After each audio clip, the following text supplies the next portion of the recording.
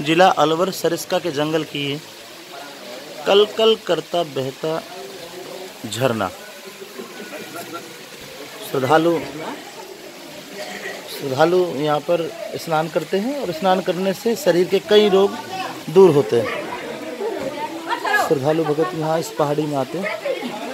यहाँ इस जगह को पांडुपोल कहा जाता है। विशाल पहाड़, अधर पहाड़, और ये झरना नीचे जाता है।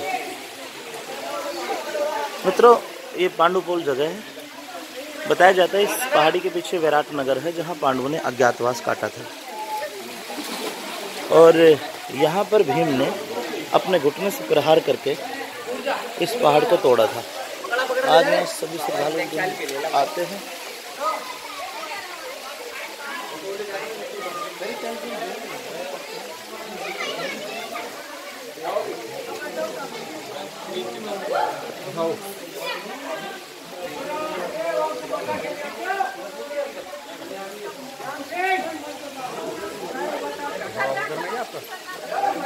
अभी रुको, पहले मैं एक वीडियो बना रहा हूँ सभी। मैं कहूँगा ना, हमारे साथ आए हैं, हमको जिसके बारे में पूरी जानकारी है।